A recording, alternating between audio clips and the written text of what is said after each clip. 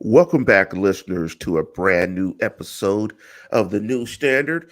And as always, I have my partner in crime to my left. What's up, Big Neil?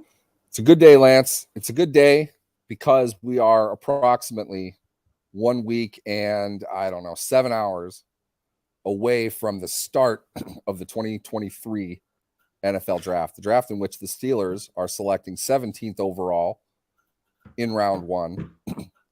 Technically, they have the 32nd pick, which is usually a first round pick, not this year.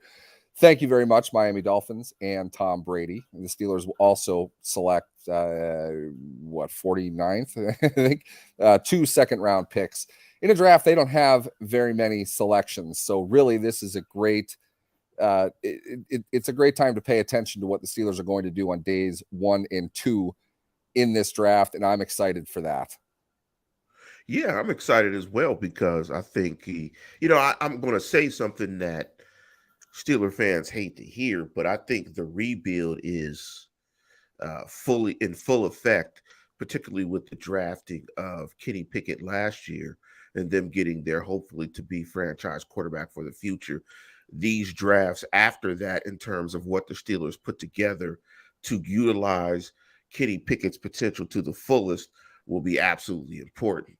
But before we get into the main topic of this particular program, make your case for drafting an offensive tackle in round one. Want to say, if you want to participate in the show, go to YouTube, do a search for the New Standard and Lance Williams or Neil Coulong. You can find us on Twitter as well, and you can find us wherever you get your podcasts. That sounded better than saying podcast reader feeder. Just say wherever you get your podcasts. It took me Podcast about reader feeder, is that what you said? Yeah, I used to say that. It took me I thought about you a said year even and a me. half. I don't, yeah, whatever. So I'm just going to say wherever you get your podcast, do a search for the New Standard and Steelers. But Neil, I want to jump into, and if you haven't listened to the emergency show or discussing the trade for Allen Robinson, um, make sure you check that out yesterday. But Neil, let's jump into that again and briefly break down the Steelers transaction yesterday as they made a trade for Allen Robinson II. What was the compensation there? What was the package? Has it been? Compens- the compensation was released as just to catch everybody up in case you did not see this yet. You missed out on one hell of an emergency solo podcast, if I do say so myself.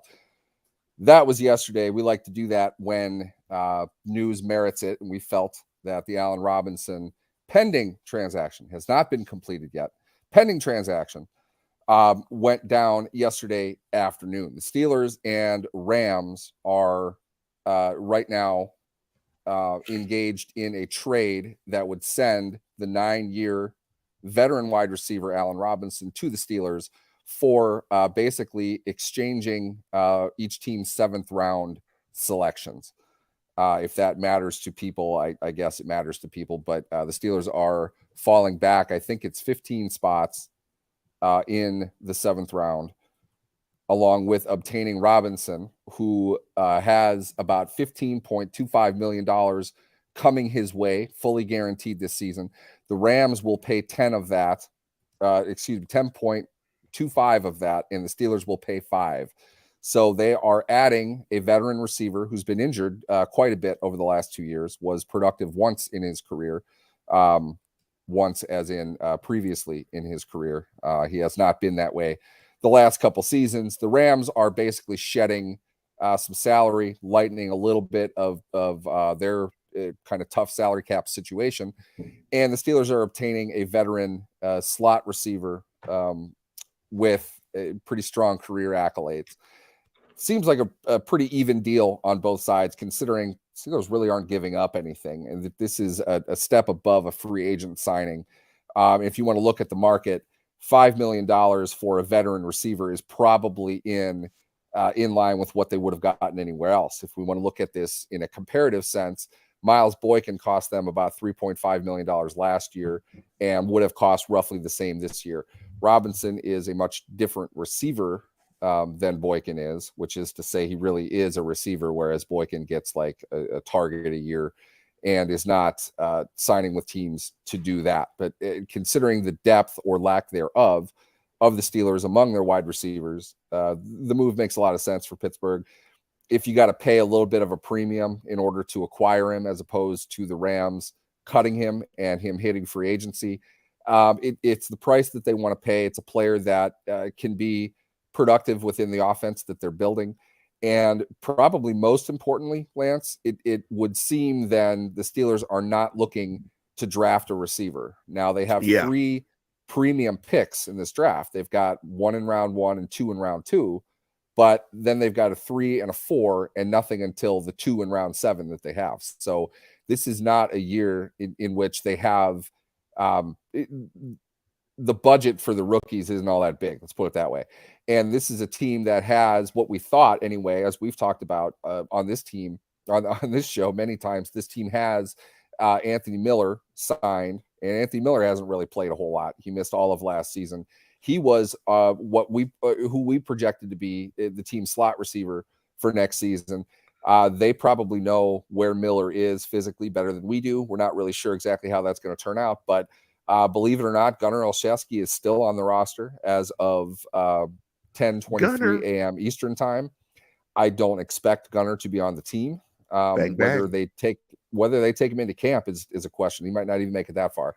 I would not expect them to draft another young player, and it's not necessarily a huge vote of confidence, because I'm going to drop the controversial name in Pittsburgh now. We don't know anything about Calvin Austin. Okay, we don't have any film. He's barely practiced. Nobody can intelligently say they know what they have with Calvin Austin. And along with him, there is maybe you should. Maybe you should. He hasn't done anything. And I was big on Austin. I really liked his college film. He missed all of camp and his entire rookie year. Okay, that's a big chunk of time missed. He's basically a rookie. He's a rookie plus this season. We don't know what they have in Calvin Austin. Bringing in Allen Robinson, assuming he can stay healthy, and we're just going to make that assumption because it's kind of grim to suggest otherwise, though his track record isn't the best. If he stays healthy, plays 17 games, I would project him probably getting on the higher end. Hold that there. Hold that. We're going to jump into that. Dive into that. Hold that. We will dive into that, because I have a question about Allen Robinson. And I want to jump into a couple of stats. In 2018, when he played for the Chicago Bears, he averaged 13.7 yards per reception. 2019, when he also played for the Bears, and much of these stats have come from the Bears. 2019, when he was a Bear, 11.7. 2020, 12.3. In those years, 2019, 2020, he averaged, his catch percentage was about 68%. He had receiving yards of 1150 and 1250. He had 100 catches in 2020, 98 in 2019. In 2020, he was targeted 51 times, had 33 receptions, 10.3 yards per reception, only 339 yards. And like Neil said, he's been oft injured in the last few years. My question for you, and what would you tell Steeler Nation to answer this question? Is his tread worn? Yes. I mean, it's impossible to argue otherwise. It's funny to me because I made the controversial and bold opinion last year that Mitch Trubisky isn't very good. Trubisky played on the same Bears team that Robinson did, and neither of them were especially outstanding, and their record to some degree showed that outside of one season. It's not that Robinson did not have talent. We knew that he did. The Bears weren't going to pay him. They were in a real tough spot anyway. He eventually is traded to the Rams, but everybody last year that was yelling about how it was the rest of the Bears' fault, it wasn't Trubisky's fault, he's really good, blah, blah, blah, blah, blah. They've turned a complete 180 on Trubisky, and now it's Robinson who was the one who was great and hasn't been given a chance. And look, Robinson's played in the league for 9 years. He's been hurt for a large chunk of that. He's not incredibly durable. We've seen that. He also plays a physically taxing position. He's not an outside receiver running against cornerbacks. He's playing underneath. He's getting hits coming downhill from the safeties. He's getting hits from linebackers. I'm not suggesting, again, that we're not predicting injury, but he's taken a lot of hits in his career. He's gotten the ball a lot. This is not a move in which it's reasonable to anticipate that he is a 130 target guy. He's not going to be. Not in this offense, not with the role that he is most likely to be playing. You're looking at he's probably going to be the 5th most targeted receiver on this team. I'm not sure if you want to dive into it now, Lance, but it's. We will dive into it. And let's jump into that real quick, because me and Neil went back and forth yesterday. We had a nice little dialogue via text about his utilization in the offense, but particularly from the standpoint of targets. Now, I love, Neil, that you threw out a nice round number of 500 targets. And 500 targets is approximately, I'm rounding up just a touch, about 30 pass attempts per game. That might be a little bit on the low side, but it's a great round number to see, that's easy. Just what, we think his impact may be. Out of those 500 targets, Neil and myself, we broke it down as follows. Deontay Johnson, 150 targets. Pickens, 100 targets. Freiermuth, 100 targets. Najee Harris, 80 targets. Robinson, 50 targets. And 20 targets for the rest of the field. Now, I don't know if you knew this, Neil Stradamus. You probably did, because you did take a look at his stats. But he was targeted 51 times in 2022, and he caught 33 balls. So if we put the reception percentage and we apply it to the 50 targets, you're looking at a guy for the Steelers next year who'll probably get around 32 receptions for about 340 yards and average around 10 yards a catch. That's what we're talking about when we talk about Allen Robinson. It feels like if Calvin Austin becomes the guy that they want him to be, that you might even have a scenario where Robinson gets even fewer targets. And it kind of feels like Robinson is kind of insurance, quite possibly, for Calvin Austin if he doesn't mature and produce and be the player that they anticipate. First off, I just to be fair, he got 32 targets. He only played 12 games last year, so he probably would have had a bit more. Second, though, he was playing on a Rams team that doesn't run the ball particularly often. They're one of the highest passing teams in the league. The Steelers are not going to be that. And they did not have a running back at all. So and they lost Cooper Kupp about not too long before Robinson went down. So numbers are not going to be exactly equal. I think it's fair, though, to say that is a reasonable range. And the numbers that Lance pointed out, 30 for 300 and change with a touchdown, 10-point-ish yards per catch, that's where he's been over the last 2 years. That's 2 different offenses, too. So it's reasonable to suggest that's probably where he's going to be. But I don't think that's a bad thing. I'm not knocking him. I'm not saying that's a problem. When we bring Austin into the equation, what we should point out is what we know of him, which goes back to his time at Memphis. We don't know specifically how Pittsburgh plans to use him moving forward.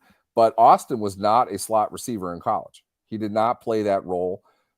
It's a role generally for more experienced players. It's a heady position. We've talked about this a bunch, Lance. The reason the Steelers moved Juju inside is because Juju was smarter than the other receivers were. You saw what happened when they tried to move Claypool inside. Claypool had no clue what he was doing. Juju was smart. He could understand where coverage was. He could understand where blitzers were. He had to go hot. He has to block. It was the right role for him. And Kansas City used him similarly as well.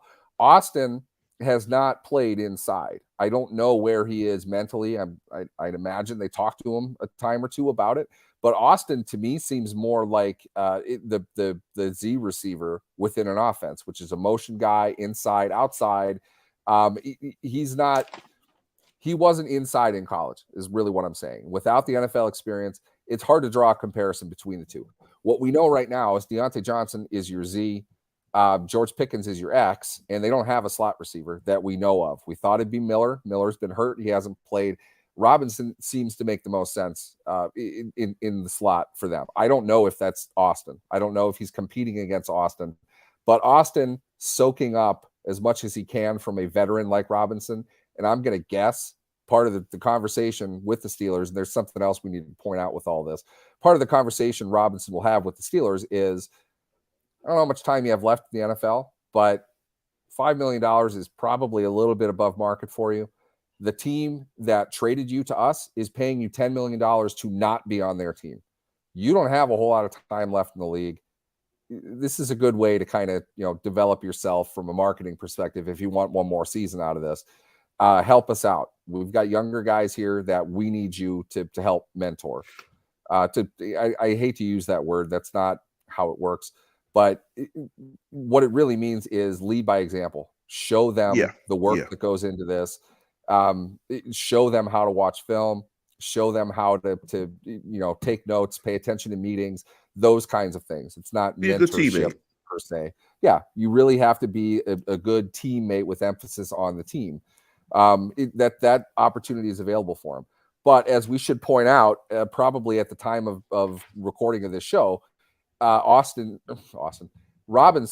is in Pittsburgh taking a physical. And it's interesting to me that every national pundit that's reported on this has been sure to point out it's all pending a physical. We don't know where he is health-wise, okay? If he fails his physical, the trade's off, plain and simple. So you hope that goes well, but we'll wait and see, because at the end of the day, it's up to the Steelers doctors to clear him or not. The Rams, they're trying to get rid of him anyway. We don't know if there's an injury concern or not, but that physical is why this deal is still pending. We're going to talk about it because it's easier as if it's happened, but that's not a sure thing as of right now.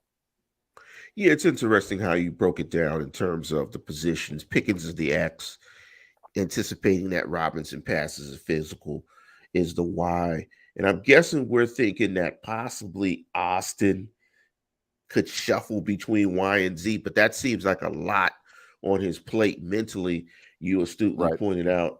And we've got Deontay Johnson as the Z. Now, I have one last thing I want to jump into, and this is a great comment before we jump into the main topic of the program from Kevin Motley. And he wrote, "This trade had me wondering if Deontay is part of a trade package to move higher up in the draft." What's your thoughts on that comment? I'd be shocked. I'd be absolutely shocked if they traded Deontay Johnson. It's 150 targets you're giving away. Yeah, that's 150. Yes, 150. And I'm quickly trying to grab the numbers here on the penalty that they would pay if they were to trade him before the draft. They're putting 11 million dead on their cap to save 4.6. And you got to replace 150 targets with a second-year player who just finished his first full season of football in a long time, first at the highest level, and two guys that one didn't complete the season, one didn't play at all. And if you want to throw Anthony Miller into that, two guys who didn't complete the season and one that hasn't played, you're giving away your passing game by doing that. I don't know what deal they need to be offered to trade Deontay Johnson, because I've famously for years, and with the Steelers, it's very easy to have this attitude. It takes a ton to give up what you have if this is what you have. You want to improve on it from underneath. Trading it out from the top is a lot harder to do. Now, when the Chicago Bears give you a second-round pick that turns into what's essentially a first-round pick in most years for Chase Claypool, you jump on that deal. Deontay, it'd take a lot for the Steelers to do that, because they don't have the ability to overcome that. They just don't. Allen Robinson is not Allen Robinson from 2018. Okay, he's not that guy anymore. He's not even close to that guy anymore, and we know that because we saw him last year before he got hurt. So he's had season-ending injuries back-to-back years. You don't get better at football by not playing football. I hate to be that guy, but this is what I said about Alu last season when everyone was screaming at me about how good he is. Like, look, he hasn't played.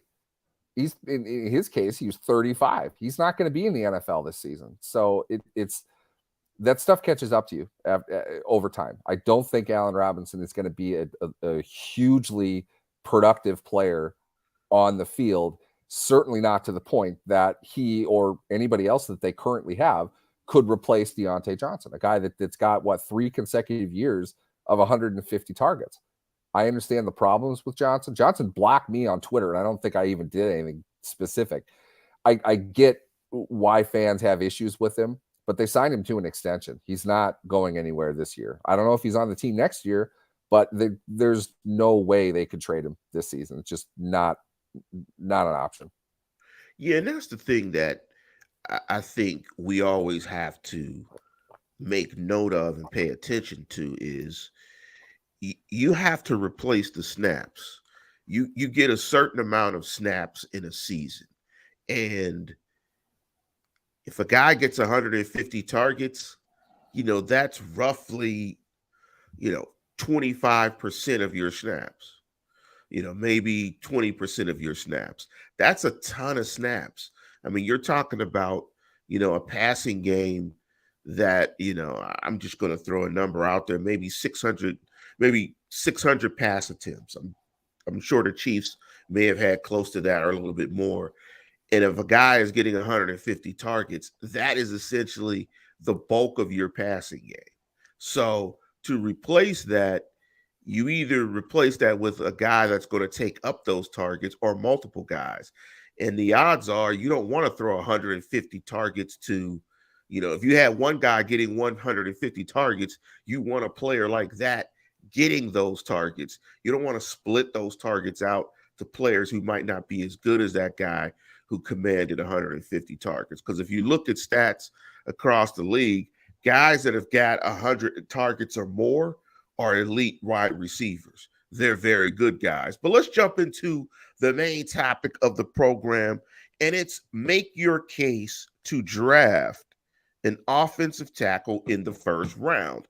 And let me jump into this comment from Steeler Freak.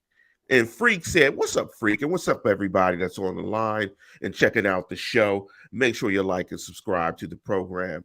And Freak astutely said, "Kenny needs to be comfortable as possible in the pocket, and concussions can be an issue. My 2 cents for offensive line." And great minds think alike, because that is my first case or point in making my case of drafting an offensive tackle in the first round. Kenny Pickett's 2 concussions. Before I jump into the rest of my points, did you see the story, Neil, about the concussion helmet that came out a couple of weeks ago that the NFL is going to allow players to wear next year? Not specifically, and no, I know that they've been moving along those lines for a while. I would say that there's no helmet that's going to prevent a concussion in the NFL, but safety is important. If it can reduce some of it, great. It was a left tackle is not going to prevent Kenny Pickett from getting a concussion. I can't say this enough. It's not Pickett. The last concussion Pickett got, he was outside the pocket, and if anything, when he's outside the pocket, that's when he's going to get a concussion. It's protection as a unit. We've talked about this a bunch. I said the same thing when I had the whole of Bengals Nation, whatever you want to call that, pissed at me for suggesting they should take Jamar Chase and not Penny Sewell in that draft at 5 overall. An elite receiver who can get open quickly off the line is just as valuable in terms of protection as one offensive lineman is. It's one guy, in the Steelers case, though, I would flip it and say, yes, getting Dan Moore off the field is only going to help. I'm absolutely number one in that bandwagon. But let's not paint this as we have to get another offensive lineman, despite the massive investments that they've made in offensive linemen recently. We need to get another one so Kenny Pickett doesn't get another concussion. Kenny Pickett needs to get rid of the ball if he doesn't want a concussion. Okay, that's the way the game is played. He is agile. He can run fairly well. He likes to scramble. He moves around. Those are the quarterbacks that get hurt. The quarterbacks that stay stationary in the pocket don't tend to get hurt. The rules largely favor them. You don't take headshots sitting in the pocket. They're not allowed to do that. It's a 15-yard penalty and a fine. and quarterbacks still don't come out of the game and don't miss time significantly with those kinds of injuries. It's when they're out on the move where they get hurt. Okay. So I let's present the real reason why the team needs a better left tackle or right tackle. Maybe Chooks can play on the left side, whatever. They need Dan Moore off the field. That's really, a paramount issue in my opinion with the team right now. And that was going to be my second point. My second point is when you dig into these stats in terms of replacing the left tackle position is Dan Less and Chooks. And the interesting thing is, I think Chooks is a better player than Dan Less, but they both have their issues. Now, these stats were compiled via PFF. Dan Less allowed 7 sacks last year, tied for 8th most. He allowed 10 quarterback hits, tied for 4th most. Chooks allowed 33 hurries, tied for 6th most, 41 pressures, tied for 10th most. I haven't dug into it deeper, but I'm going to suggest outside of your guy in Cincinnati who was terrible as a tackle, the combination of those numbers, that's pretty bad. And, the one thing we do see is you need to protect your quarterback if you want to have an effective passing game. If you want to be able to attack the football field, all areas of it, you got to protect the guy. And, one thing you don't want is a young guy taking a lot of hits and getting gun shy like a David Carr. So I think when you look at Dan Less and you look at Chooks, you got to upgrade the position. And I think right now, when what they've invested currently in the line, why would you do renovations to your house and you don't fix your roof and you've got a hole in your roof and you just got water dripping into your house every time it rains? To me, it makes perfect sense as you've tried to upgrade this offensive line through free agent acquisitions over the last several years. Why don't you just put the icing on the cake and go ahead and get that tackle to go ahead and further solidify this offensive line? What's your Let me ask you this. What is Dan Less the roof? Is that part of the analogy? Let's keep in mind, Mitch Trubisky literally was a deer in headlights in the pocket. Okay. A lot of the hurries that are coming, are one thing. Pressure is something else. A lot of the pressure that Trubisky felt was him hanging on to the ball. Now, I'm not at all suggesting Chooks or Dan Less is Anthony Munoz and Jonathan Ogden. Okay. They're not that. But those numbers in a vacuum paint the picture far worse than they really are. And they are not truly indicative of everyone who is responsible for protection. It's your running backs, it's your tight ends, it's your quarterback. Okay. Quarterback needs to get rid of the ball. Trubisky didn't get rid of the ball. Trubisky just sat there. Pickett is a rookie. Pickett had to adjust to the speed of the game. He took a lot of sacks he shouldn't have. He brought on pressure that he shouldn't have. He's going to improve that. That's it. Fundamentally, nobody is more get rid of Dan Less than me. Nobody. Okay. It needs to happen. I'm just saying it's not as if protection is solved by a left tackle. It isn't. That narrative has crept up over the years, and it drives so much of fan knowledge of the game, and it's completely wrong. Your protection is a unit. It's everybody. And your quarterback is just as instrumental to that as your tackle is. Now, we have an unfair perspective of this because Dan Moore, as was pointed out in the comments, there are times he didn't even get a hand on a guy.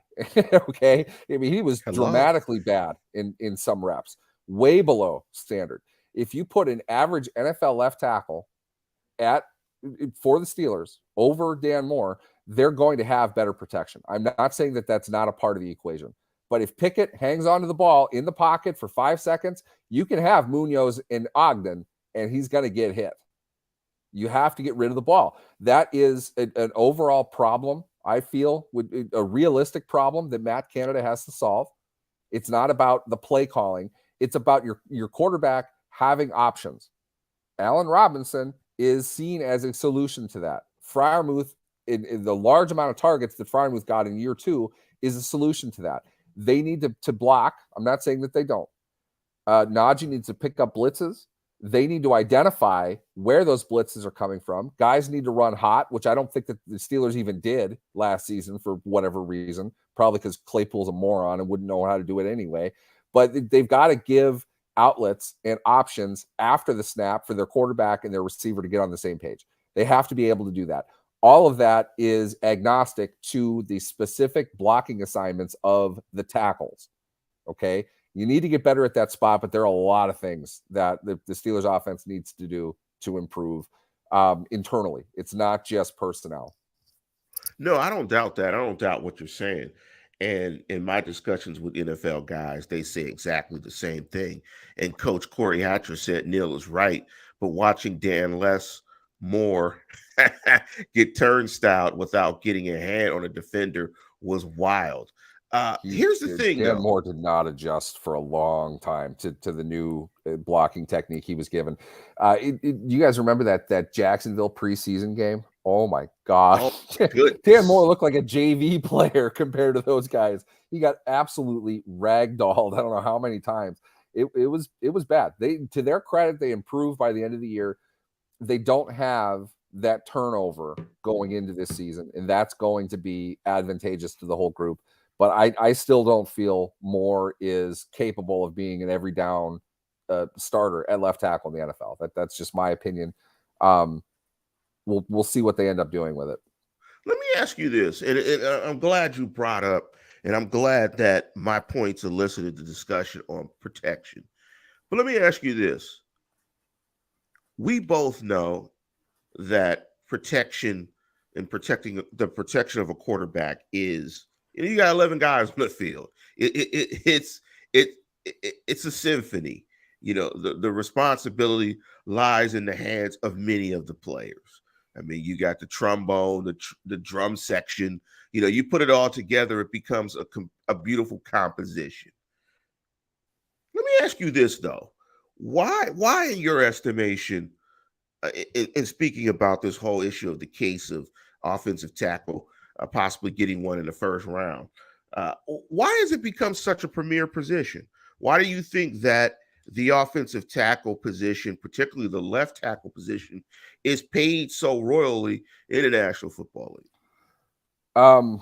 I wish we could show highlights right now. If I could, I would pull up the clip of Lawrence Taylor snapping Joe Theismann in half. I saw that. That is literally why.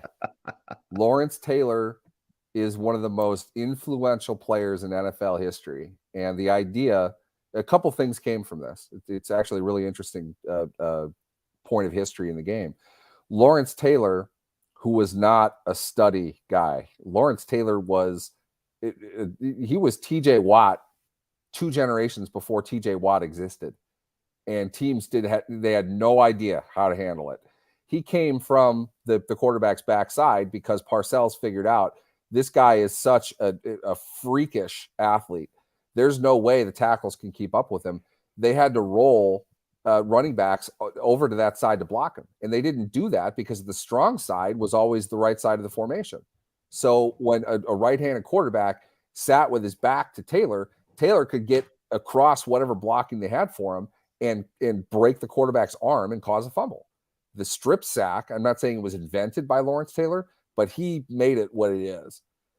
The 49ers, who did battle with the Giants for supremacy back in those days, Bill Walsh had the genius idea that their left tackle needed to be a lot more athletic and a lot more quick to stop Lawrence Taylor. And along with that, they needed to throw shorter passes to get rid of the ball. Bill Walsh did not invent the West Coast offense, but that concept coming from Paul Brown was kind of reinvented by Bill Walsh, largely in response to Lawrence Taylor. They threw the ball away from him. They got rid of it quicker because they didn't want Montana to get killed in the pocket, and he probably would have eventually. Ask Jaworski, obviously Theismann. All kinds of quarterbacks were literally terrified of Taylor because he killed people. To block him, what the 49ers did was they took a backup guard who was a little bit undersized, so he wasn't like an inside type of guy, but he had really quick feet. And they, in the NFC Championship game, I think this was in 80, when were the 86, I think it was, they put a backup guard at left tackle with the assignment to stop Lawrence Taylor. Big drops. We see that it's a number one point of emphasis of any scout evaluating a tackle for the NFL. Their drop step, their kick step. All of that is what Walsh told this backup, and I don't remember the guy's name. They invented the wider pocket to really try to cut off the angle of Lawrence Taylor's outside speed rush, because he was the speed of a receiver. At that point in the game, he was as athletic as anybody on earth, and they couldn't stop him. So this backup tackle took an extended drop to cut off his angle, and Montana's job was to get the ball 3 steps, get rid of it, step up and get rid of it, all to avoid Lawrence Taylor. And the 49ers killed him. So it worked.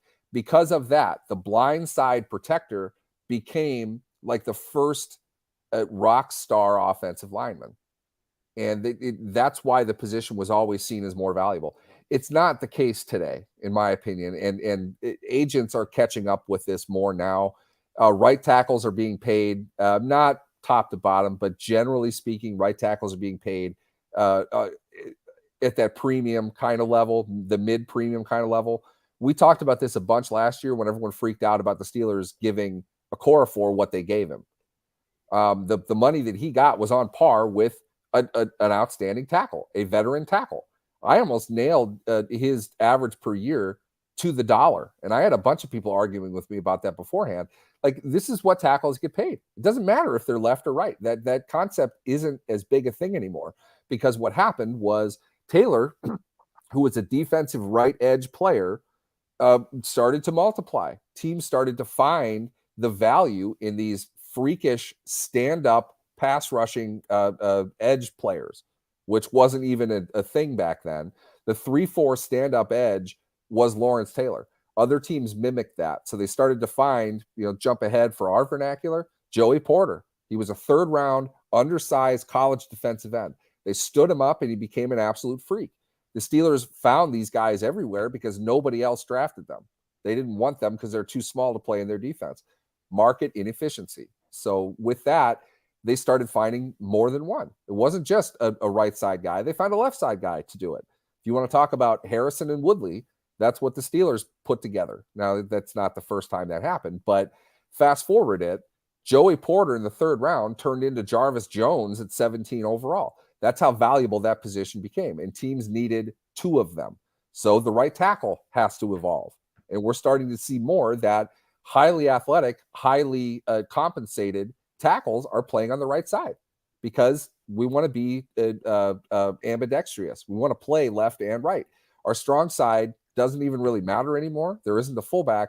We're spreading everything out. So we want solid bookends on both sides of the line.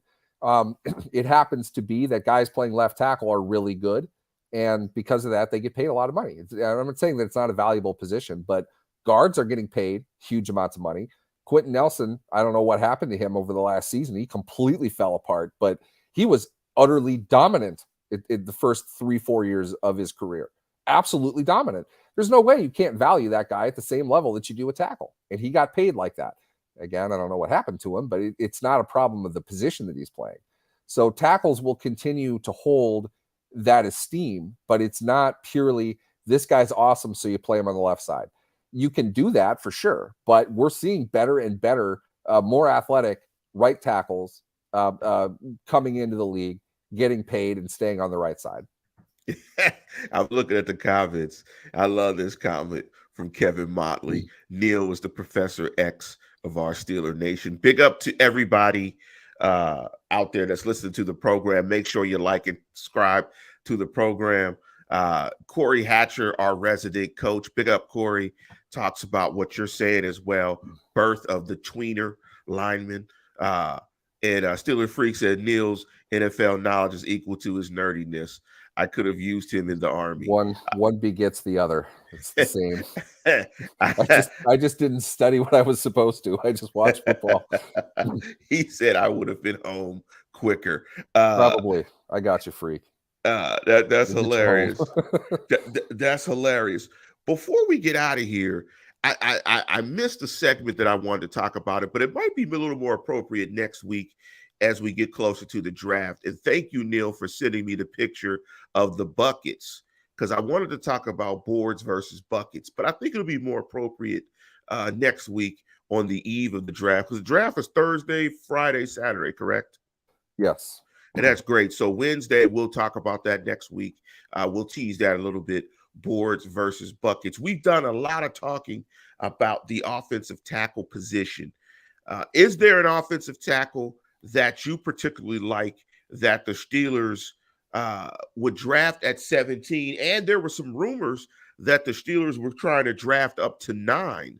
And if the Steelers were to draft up to 9, do you think it would be an offensive tackle in play? And if so, who would that offensive tackle be? Couple things here. One, pounding the table, Tennessee's Darnell Wright. He is a prototypical dominant NFL right tackle. Chucks can play left. He has. Again, going back to everything else, this offense does not heavily value the left tackle over the right tackle. If a guy is better suited for that side, then he should play on that side. Darnell Wright has everything you need for a short passing, run-heavy offense in today's game. He's very smart. He's good enough of an athlete, not the elite level kind of athlete, but he's enough to be drafted in the first round, not enough to be a top 10 pick. But the dude is a road grader on the ground. He's smart. He's nasty.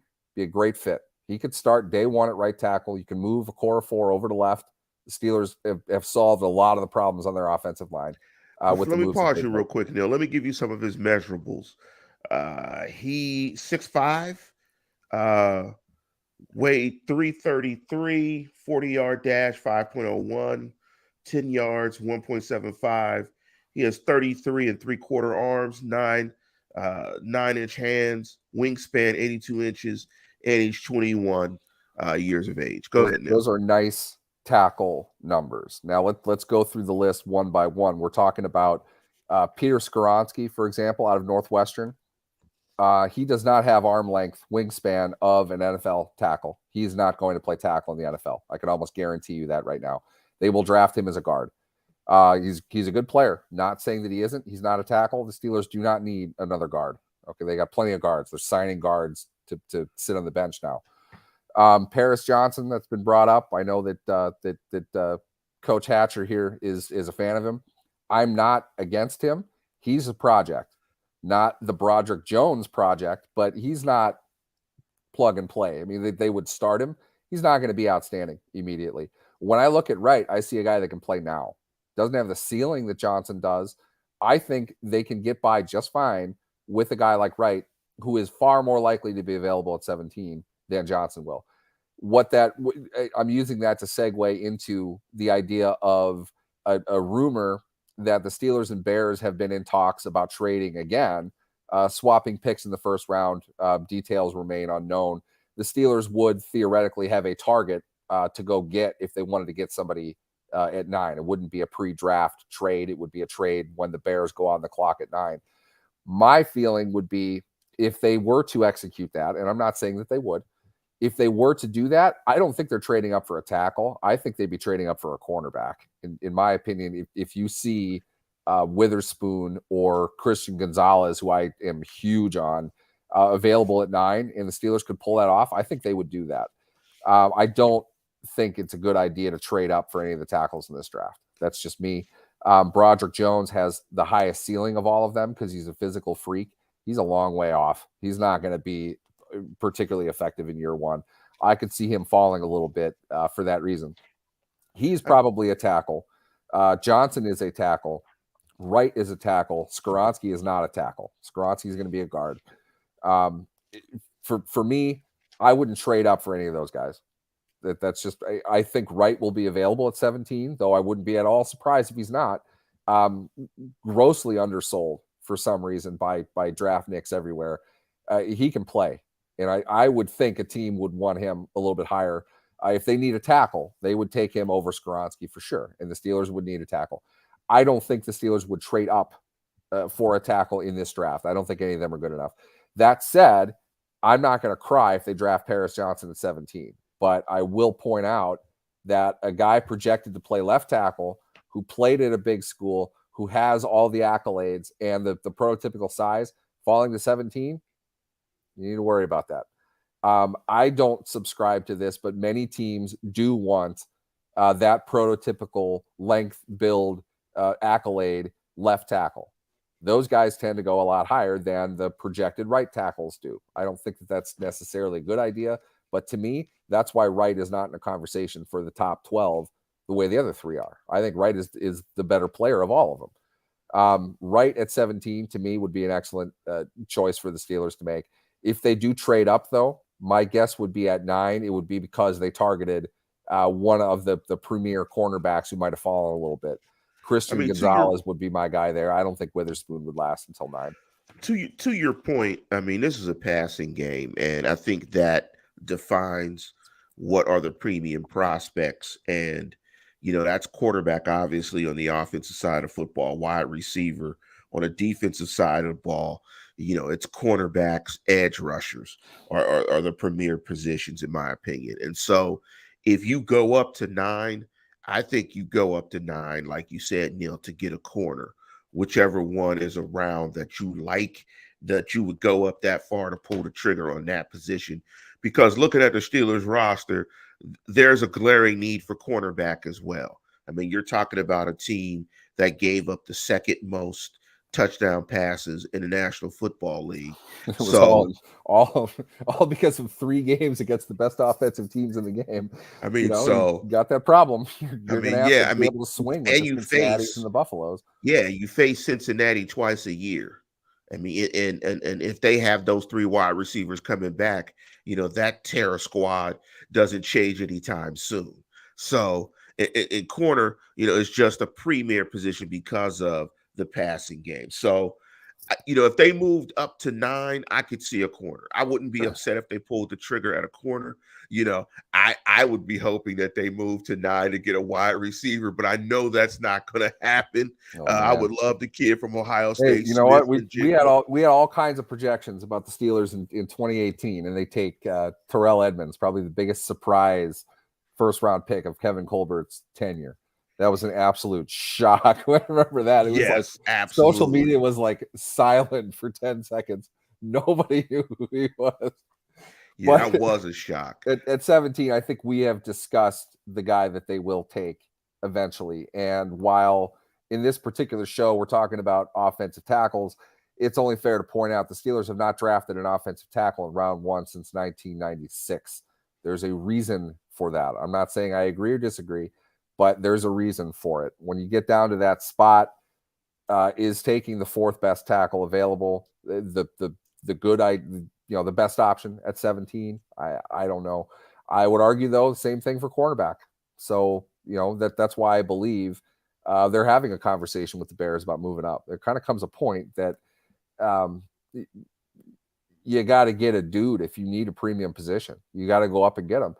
I don't think this is the right year for that. I think every team has conversations with every team along these lines just to get stuff prepared for draft night. I don't necessarily think it's going to happen, but I honestly feel like there are scenarios that are realistic in which Chicago doesn't get the guy that they want necessarily at 9. And there are a lot of other guys that they project would be available at 17, and they want to add some draft capital because they're fine with that option. Whereas in the same scenario, a position the Steelers really need to address, which to me would be cornerback in this case, 9 would be a spot in which a premium cornerback would be available. Maybe, not necessarily, but maybe they would want to go up and get him because that guy's not going to be there at 17. In any year, that guy's not going to be there at 17. So I could see the possibility of that. I would bet against it, though. The Steelers just don't have the draft capital to do it this year. They don't want a 5-player draft class. This isn't 2000 anymore. Teams don't do that. Yeah, I think the last time they had one that small was the Troy Polamalu draft, I And that's believe. because they traded 2 picks Yeah, together. yeah. They got Troy, they got Ike Taylor, And they were Ivan. drafted 29 overall. So Yeah. it's you have that ability. That this team doesn't have that. They don't have these things in the wings right now.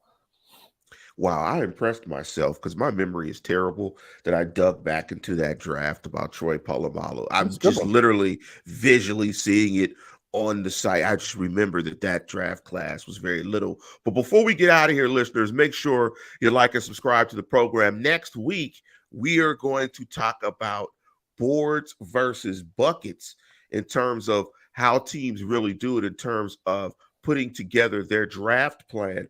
Also, I want to encourage you guys to comment in the show with your mocks. Hit me on Instagram, the New Standard PGH. Hit me with your mock drafts. I got a mock draft from Jerry Jones. We'll jump into Jerry's mock draft next week. We'll jump into some pundit mock drafts and kind of give our examination of those. But if you have some mocks that you want to kick to us, make sure you send them to us so we can jump into your mock drafts. And of course, we'll make our first and second round picks next week. But with that, we're going to conclude the program. And as always, tune in, tell a friend, and subscribe. Go Steelers.